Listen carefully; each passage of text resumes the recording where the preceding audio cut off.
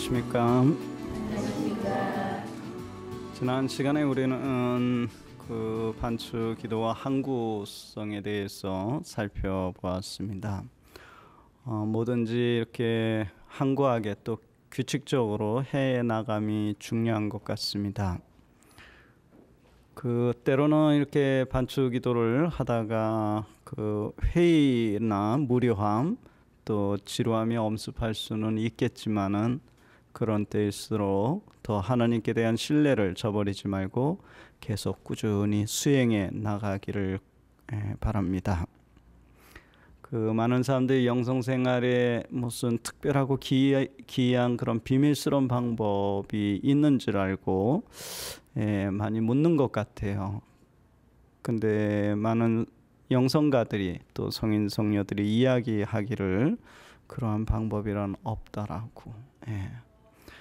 전에 어느 공동체를 수녀원을 방문했었는데 그때 그 수녀 공동체의 전 회원이 다 저에게 이제 해서 이제 이 피정을 다 받았는데 그때 이제 양성자였어요. 그분은 복도에서 제가 그 이후에 이제 한번 방문했었는데 복도에서 이제 선배 수녀님들로부터 이제 저에 대해서 얘기를 들으셨나 봐요. 그러더니 이제 저를 딱 보더니 허신부님이냐고 그래서 허신부 맞다고 했어요.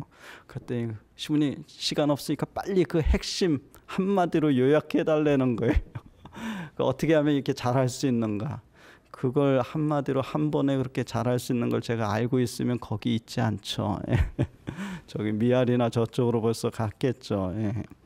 아무튼 이렇게 뭐 영성생활은 또 수도생활도 그렇고 한 번 하고 마는 것이 아니라 끊임없이 바로 우리 반추기도 역시 항구하게 해나감이 중요한 것 같습니다. 이제 7번째로 반추 기도에서의 그 공동체적인 차원입니다.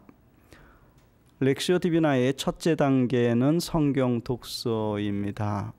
이것은 능동적인 독서로서 저는 이제 성경 독서는 각자 하도록 권고합니다. 왜냐하면 능동적인 독서의 수행을 하기 위해서는 소리내어서 읽고 듣고 해야 되잖아요. 그래서 혹시 같이 이렇게 함께 공동 독서를 한 공간에서 할 경우 분심에 노출될 수 있잖아요. 그래서 각자 하도록 권고하고 있고, 그러나 이 반추 기도는 함께 하도록 권고합니다. 이 반추 기도 이 홀로 이렇게 할 경우에 우리가 강한 듯하지만 실제로 아주 약한 존재들입니다. 그래서 되게 이렇게 여러분들 이렇게 피곤하실 때 영적 독서를 하려고 하시면 어떤 상황들이 이렇게 떠올려지나요? 뭐 남의 거 뭐 생각할 필요 없이 본인들 어떠세요? 피곤할 때 영적 독서를 이렇게 보시다 보면 어떻게 해요? 그 들어오지가 않으니까 어떻게 해요? 그냥 앉고 싶고 또 앉으면 또 이제 또 눕고 싶고 누우면 또 그렇게 되죠 이제. 아니면은 또 이 앉은 상태에서 또 이제 이렇게 졸 수도 있잖아요. 눕는 단계까지 가기 전에 그냥 졸다 보면 또 침까지 이렇게 또 흘리고 이렇게 되죠. 그런데 이 반추 기도를 함께 하다 보면은 이 도움이 됩니다. 그래서 반추 기도는 항상 함께 저는 하도록 권고하는데 예전에 제가 수도원에 있을 때 그 2층 묵상실이 이렇게 좌식으로 돼 있었어요. 지금도 그렇게 좌식으로 돼 있고 방서 사용할 수 있는 곳인데 저는 그 묵상 시간에 항상 거기 가서 반추 기도를 했는데 어느 날부터 후배가 들어와서 옆에서 같이 따라서 자기도 그 반추 기도 하겠노라고 들어와서 같이 했습니다. 근데 어느 날 제가 이제 뭐 이렇게 노동을 한 날은 좀 반추 기도 하는데 좀 몸이 부대껴 가지고 이렇게 좀 졸음에 노출되기도 합니다. 근데 혼자 있을 때는 그냥 이렇게 노출된 상태로 주님 당신 뜻대로 하시옵소서 뭐 이렇게 하고 할 수는 있지만 후배가 옆에 있으니까 의식이 되는 거예요. 내가 후배에게 가르쳐 주고서 내가 계속 옳습니다 이거 하고 있을 수 없잖아요.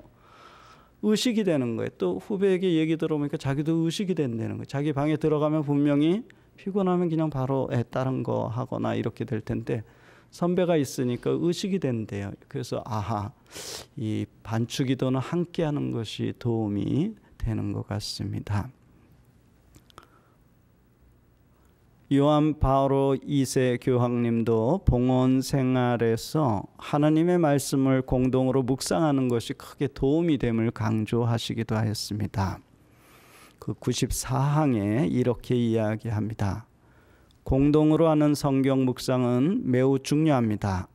형제 자매들은 하나님의 말씀 안에서 함께 성장하고 영성 생활의 진보를 이루기 위하여 서로 돕게 됩니다. 공동 묵상은 각자가 받은 특별한 은혜에 알맞은 방법으로 기도와 영성과 열심한 성경 독서의 길을 발견하도록 이끌어 줄 것입니다. 이 봉헌 생활 94항에 이런 내용이 있습니다. 이와 같이 함께 공동으로 반추 기도, 성경 묵상을 할 때 우리는 서로를 지켜줄 수 있고 또 도움이 됩니다. 또한 함께 행할 때 우리는 우리와 함께 계시는 성령의 현존을 더 깊이 느낄 수 있게 됩니다. 그 성경의 근거에 의하면 마태복음 18장 20절이죠. 단 두세 사람이라도 내 이름으로 모인 곳에는 나도 함께 있기 때문이다. 바로 이 주님께서 이렇게 말씀하셨기 때문이죠. 만약 반추기도 중에 한 사람이 자세가 흩어지게 되면 자칫 공동체 전체의 분위기가 다 흐트러질 수 있습니다. 예를 들면 제가 만약에 반추기도 때 여러분과 같이 여기는 지금 묵상할 수 있는 그런 상황이 아니지만 반추기도를 한다고 생각해 보세요. 제가 지금 만약에 자세가 피곤해서 아니면 분심으로 이렇게 자세가 흐트러지게 되면은 내 개인적인 차원이 아니라 내가 속한 지금 함께한 이 공동체의 분위기를 지금 흐트러지고 있는 거고, 우리가 흐트러지고 있다는 것은 교회의 자세가 지금 흐트러지고 있다는 거고, 한국 교회의 자세가 흐트러지고 있다는 것은 세계 교회의 자세가 흐트러지고 있다는 사실, 이런 개인적인 차원이 아니라는 거예요. 그래서 더 적극적으로 공동체적인 차원이 도움이 됩니다. 8번째는 반추 기도는 이 성경 독서로부터 와야 됩니다. 오늘날 수많은 묵상 방법들이 우리들에게 제시되고 있습니다. 그러나 어떤 기도 방법들 중에는 성경에 전혀 기반을 두지 않는 묵상 방법들도 있습니다. 이것들은 잘못 신자들을 현혹시키거나 혹은 실제보다도 현상에 더 주목하게 할 수 있는 위험을 내포하고 있습니다. 이에 비해서 반추기도는 언제나 하나님 말씀인 성경이 중요합니다. 수도자들에게 성경은 그들의 영적인 삶을 인도하는 하나의 빛과도 같이 중요하였습니다. 그러므로 수도 전통 안에서 행했던 묵상인 반추기도는 정확히 성경으로부터 와야 됩니다. 성경 독서로부터 와야 합니다. 만약에 성경 독서 없이 반추기도를 할 경우에 우리는 여러 가지 위험들에 또 장애들에 직면할 수 있습니다.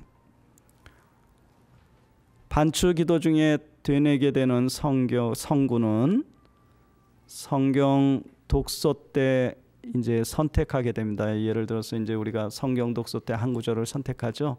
바로 그 한 말씀을 가지고 집중적으로 이제 반추기도 때 오직 그 한 말씀을 가지고 수행하시면 됩니다. 이처럼 성경 독서나 성경 묵상은 분리되지 않고 서로 긴밀히 연관되어 있습니다.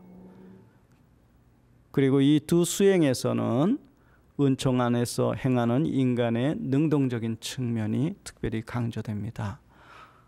그 대대리사도 그렇고 십자가의 성요한도 그렇고 이런 표현을 사용합니다. 특히 대대리사의 글을 보면은 초심자의 단계에서는 인간의 능동적인 이렇게 측면이 많이 커지고 하나님의 역사심이 작아지지만 이게 영성생활이 좀 더 깊어지면은 반대가 돼요. 하나님의 역사심이 더 커지고 인간의 능동적인 측면은 아주 미약해지게 됩니다. 즉 이런 관상적인 차원이 있죠. 그렇게 되면 오직 그분께서 우리의 전 존재를 인도해 가셔요. 바로 그것이 이제 신비적인 차원의 관상적인 삶이기도 하죠.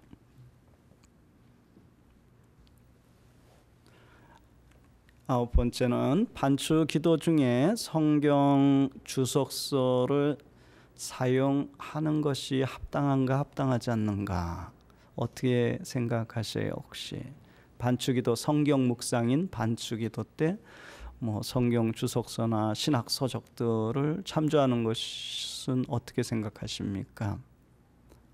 저는 개인적으로 이것을 권고해 드리지 않습니다.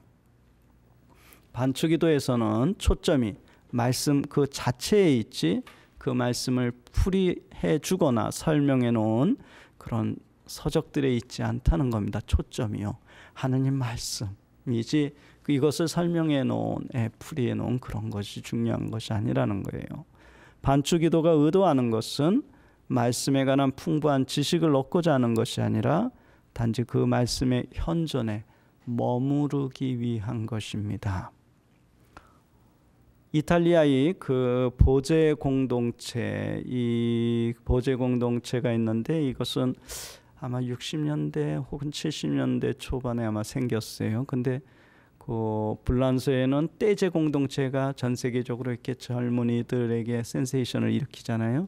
이탈리아는 이 보제 공동체가 조금 이렇게 어필되고 있어요. 왜냐하면 대다수 수도원들의 젊은 성소자들이 없어서 이렇게 문을 닫기도 하는데 이 보제 공동체는 생긴 지 얼마 되지도 않았는데 많은 젊은이들이 여기에 합류했어요. 그래서 인원이 되게 많이 있습니다. 예전에 한번 여기를 방문했었는데 보니까 이렇게 남녀 공동체예요. 그래서 코러스 기도 한쪽은 수녀님들, 한쪽은 수사님들이 같이 그 노래를 같이 성모일도 노래로 창가로 봉헌하고 미사도 같이 봉헌하고 일도 같이 하고 식사도 같이 했었고 잠자리는 따로. 그 지금은 이제 조금 더 이제 체계화돼서 이제 뭐 일도 조금 이제 분리해서 수녀님들 따로 이렇게 하지만 예전엔 같이 이제 한 공동체로서 이렇게 했나 봐요. 이 보제 공동체 여기에 원장이 엔초 비앙키입니다. 이분이 창립했어요. 성서학자인데 신부는 아니고 수사입니다. 근데 이제 이 공동체를 초교파적인 그런 떼제와 비슷한 그런 공동체 있죠. 그래서 젊은이들이 많이 와 있더라고요. 보니까 이분의 그 책 그 이제 한국에서는 말씀에서 샘솟는 기도로 이제 번역이 되었는데 Praying the World 이렇게 이 책인데 이제 뭐 이탈리아 말로 쓴 걸 다시 영어로 됐고 또 한국말로 이렇게 번역이 됐어요. 여기에서 이 책에서 이분은 인간 지성의 필요성에 대해서 언급하면서 묵상 때 성경 어휘 사전들이나 주석서들, 교부들의 작품들을 참조할 것을 권고하고 있습니다. 그러나 저는 이분의 논지에 공감하지 않습니다. 이러한 방법은 자칫 묵상 시간에 우리의 이성을 능동적으로 또다시 사용해서 지적인 측면으로 떨어지게 할 위험을 내포하고 있는 것 같아요. 반추기도는 성령의 역사하심에 자연스럽게 우리의 모든 것을 내어 맡기는 시간입니다. 그러므로 성경 묵상인 반추기도 시간에는 오직 하나님의 한 말씀 안에 머물기를 적극적으로 권하고 싶습니다. 만약에 그러한 학문적인 책들, 신학서적이나 주석서들이 필요하다면 이건 언제 볼 수 있을까요? 언제 참조할 수 있을까요? 아주 안 볼 수는 없잖아요. 그죠? 필요하면 봐야죠. 언제 보시면 될까요? 이건 반추기도 시간이 아니라 성경 독서 시간에 아니면 개인 시간들이 있잖아요. 나머지 시간에 제가 이게 무슨 말씀일까 정확히 그 찾아보시면 되겠죠. 그렇게 하시면 좋을 것 같아요. 반주기도 시간은 무엇을 내가 이지적으로 찾는 시간이라기보다는 오히려 고요히 마음을 비우고 신망의 안에서 한 말씀에 간한해 우리의 전 존재를 투신하여 그 말씀에 머무르는 은총의 시간입니다. 즉 반주기도는 말씀을 머리가 아니라 온 마음으로 받아들이며 기다리는 시간이기도 합니다. 이런 중요한 은총의 시간들에 내가 자꾸 뭘 생각하고 추리하고 상상하는 것보다는 그 말씀에 그냥 전 존재로 받아들이고 그 현존에 머무르는 것이 더 크게 도움이 될 것 같습니다.